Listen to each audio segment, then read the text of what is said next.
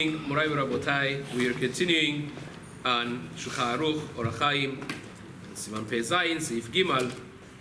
Maran writes, "Mutar likro kriyat shema b'bayit sheyesh bo tzoa u'meraglayim u'graf ve'avid, kavan sheyirchik mehem shiur shenitbaer b'siman ayin tet." If you have in your room, a bayit means even room, and you have tzoa over it, you have a dirty diaper, or you have avit shel meraglayim, avit, which we spoke, even if it's clean, if it's made out of wood or earthenware, it becomes the halacha of tzoa by itself. Still, you could read Kriyat Shema and Bracha and Tefillah and all of that if you either have the criteria that we mentioned before, which means that you are back of yours is to the tzoa or to avit. It's not in front of your eye, and you have distanced yourself 4 amot from it, 6 feet from it, and there is no smell. Either that, or you could just cover it. Take a bowl, turn it over on the dirty diaper, and now it's considered like buried, basically. And given that you have no smell left in the room, then you could read it as well. So says Maran, you could either do that, if you turn over on top of it a kli, a vessel, and now it is covered, even though that they are with you in the same room, it's like buried, and it's not a problem. Says the Mishna Berura, if you have not only that, but if you have a mechitza that's tall, asarat tfachim, you have a 10 tfachim tall mechitza. Where does it happen? You have a tall bed. But sometimes you have like a bed which has legs coming towards the ground and ending within the 3 tfachim of the ground, and you have a mattress box on top of it, and you have a double, triple, quadruple pillow top mattress on top of that. So altogether you add up, and it's 10 tfachim. The bed itself is considered one massive mechitza, and if you have an avit or a dirty diaper on the other side of the bed, and you're standing on the other opposite side, the bed dividing between you and the tzoah, then it's considered a mechitza as well. B'mechitzot magiot la'aretz mikol hatzadim, says the Mishnah Berura, if you are on one side, it's considered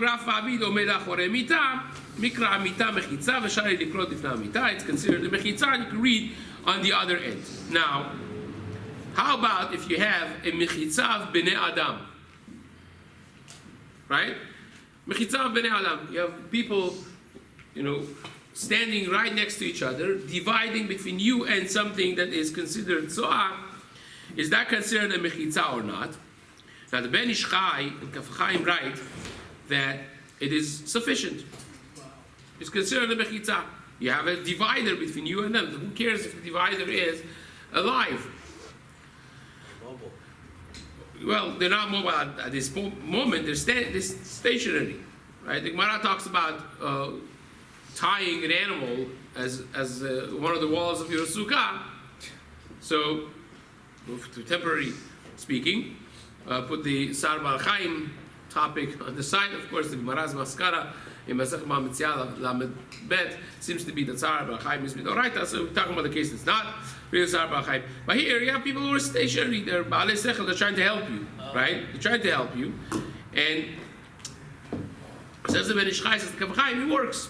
They could do that, and there's no problem with that whatsoever. So the caveat to that is that they should, of course, cover the scene of the saw. If it's in front of you and you see the saw through their legs, the openings, the cracks between the legs, and of course, then you're in sight of saw, that becomes a problem, and you can't say. But if it's covered, then it's not a problem. And Chaim adds also that those people who are standing as a mechitza, they themselves cannot say any devarim shebikdusha, of course, right? Because even though that they are considered a mechitza for this other person, they themselves don't have a mechitza for themselves, and therefore it becomes a problem. Now,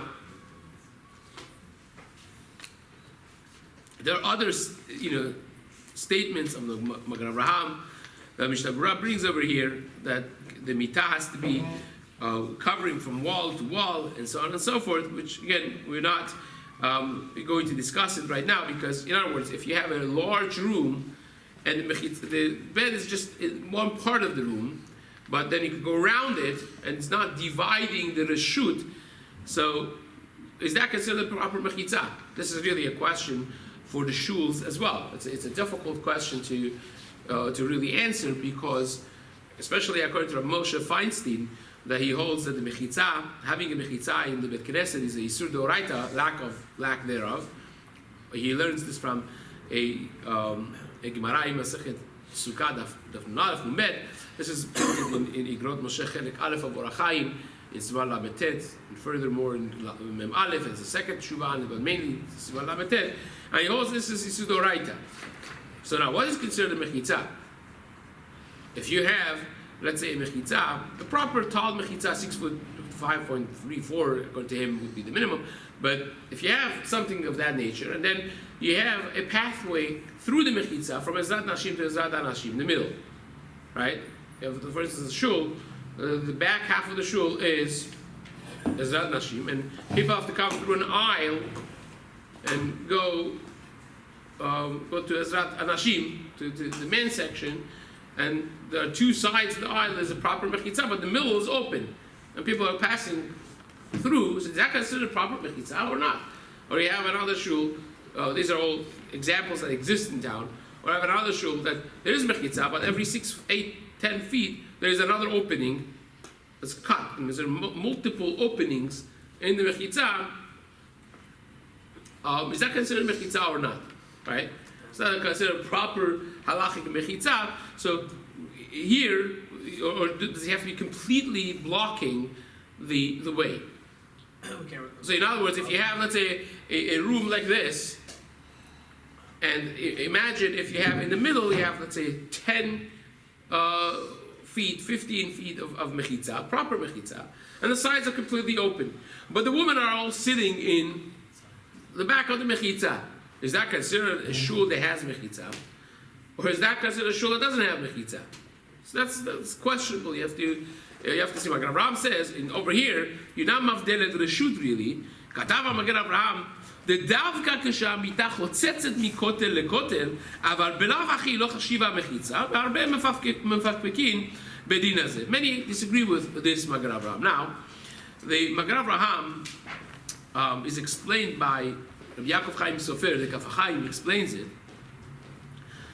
that he doesn't mean to say that the bed is covering mamash from one wall to another, but as long as between the one end of the bed and the wall is less than 3 tfachim is considered lavud already. So that's considered already that the mechitzah goes from one wall to another wall, and that's fine. It's nechshevet kechotzetzet mikotel lekotel, and that's fine. Now, the Kaf Chaim says that these words of the Magen Avraham is only talking about a bed, because bed is not put there to be a mechitzah. Bed is put there to sleep on. It serves as a bed. That's what it is. Now, you want to know if a bed could be as a side considered the mechitzah. So it says the Kaf Chaim, that's why you need it to be from wall to wall. But if you would make a mechitzah, l'shem mechitzah, if you want to make a mechitzah in order to be mavdelet reshut, in order to create a new domain, then en tzarech sheyeh mikotel lekotel. Then you don't need to be from one wall to another wall, afilu mechitzah ara'it, even if it is a mechitzah that's temporary.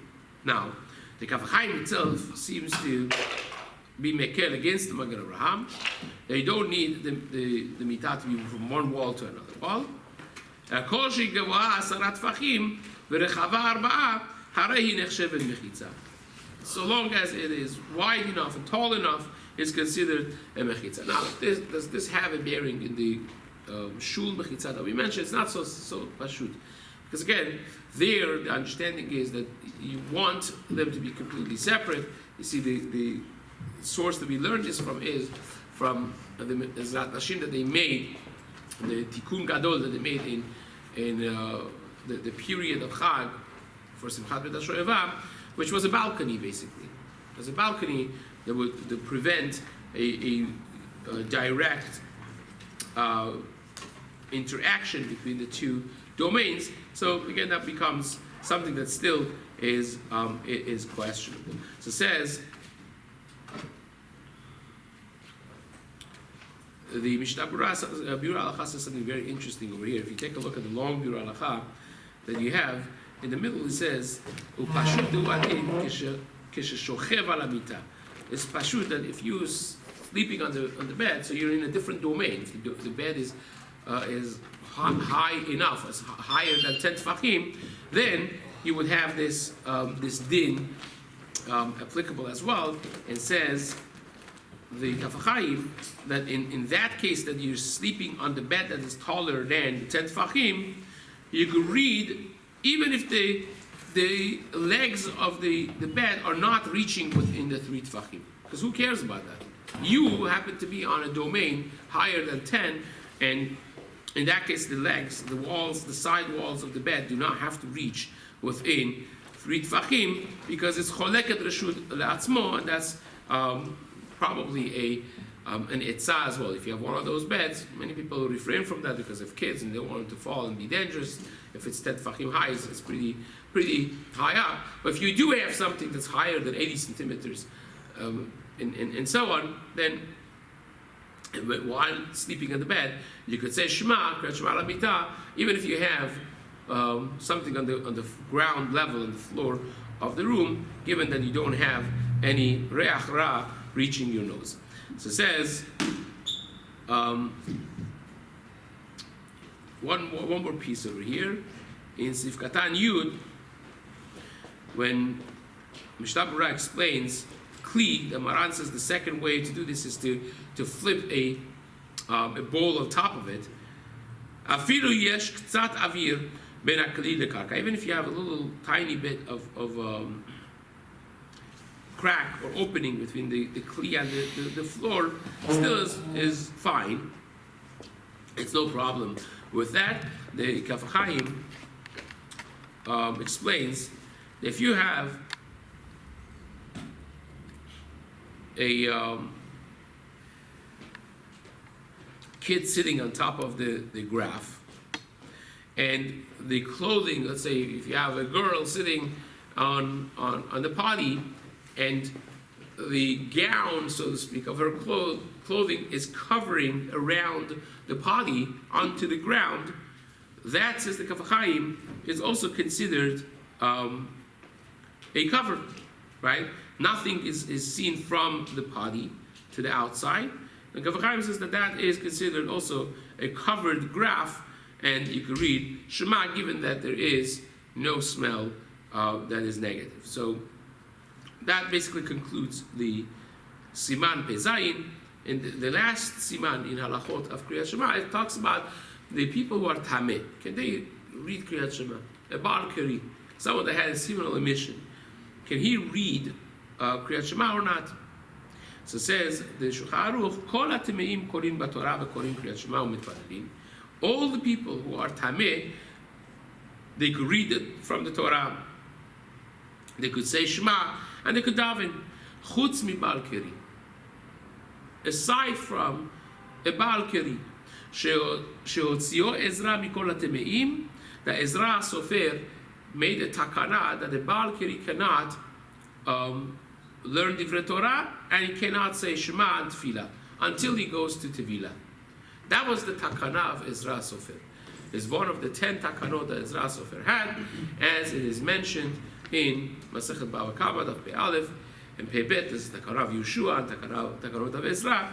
Over there in Masechet Bava Kama, one of the 10, perhaps the most famous takana of Ezra, was the takana of Baal Keri. Now, the reason behind it was this is to put a certain level of kedusha on Am Yisrael, that we live with prishut, right? Even kadesh atzmecha afilu b'mutar lach. Even something that's mutar, we try to make boundaries of abstinence to a certain healthy degree, and especially for Talmidei Hamim, but for Bnei Torah is more of a healthy thing. So therefore, this way, when you make it that once a person is a Baal Kiri, cannot read or say Divrei Torah, learn and say Shema and Tefillah, then obviously people have to find a mikveh, and that will not necessarily be something very easy to do. So hence, it puts a certain healthy limitation on this topic. So it says the Shulchan Aruch ve'achar kach bitelu ota. Afterwards, they were mebatel the takana ve'emidu adavar aladin, and they said we followed the din. She'af Baal Kiri mutar b'divrei Torah. Even Baal Kiri is mutar to learn Torah, and also Kriyat Shema u'b'tfilah belo tevilah u'belo rechitza the tish'a kabin, without going to mikveh, or even without the rechitza of tish'a kabin. V'chen pashat minhag, and that is the minhag. Now, Rema adds, Yesh shekatvu she'en leisha nida b'mereyata likanes lebet haKnesset. There are those who say that a woman throughout the monthly cycle that she has should not enter the Bet HaKnesset or daven, or to say the name of Hashem, or to touch the Sefer Torah, right? And says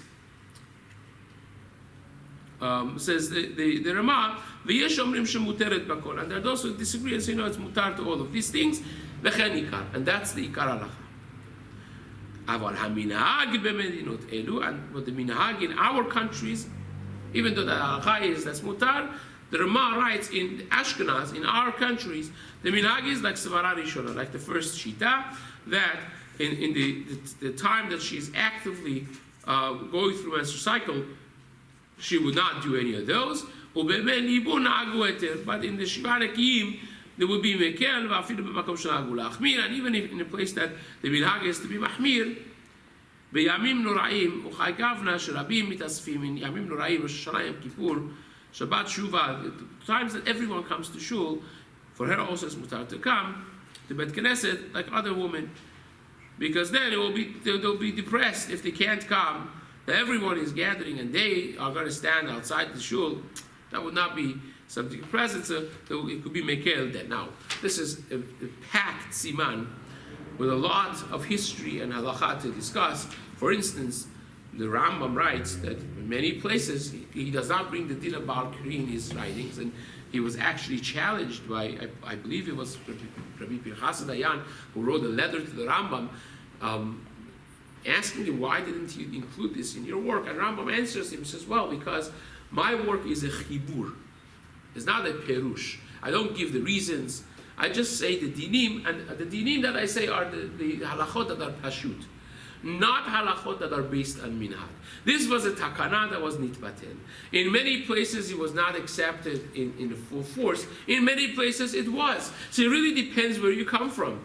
And says the Rambam, in the eastern countries, it was accepted. In Sfarad, it was accepted. He says, where I come from, says the Rambam, that is the minhag.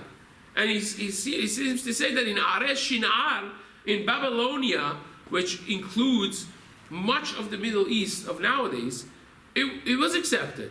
So Rambam says, I am Me'id Alai Shamayim V'Aris. He says, I take the testimony. I myself, never in my lifetime, was Mebatel Tevilat Ezra unless I was sick. Or as Anus. Because I come from a background that's Mechuyav. This, of course, puts an enormous challenge on this halacha of Shulchan Aruch, because we all know that Shulchan Aruch writes that he does not come to nullify any of the minhagim. He's not coming to mibatel a chumrah that was accepted. So if this was accepted, for instance, in Iran, right, if that's considered the shinar, and the old minhag was to be mahmir for Tevilat Ezra, so long as you have a Persian community with their own identity, that would become really a question: can you ever be mekel? Or maybe you should be mahmir like Takarat Ezra because it was accepted in your place. So that becomes, of course, some very important caveat to this halakha but we're out of time. Bezrat Hashem, we'll be continuing this discussion in the days to come.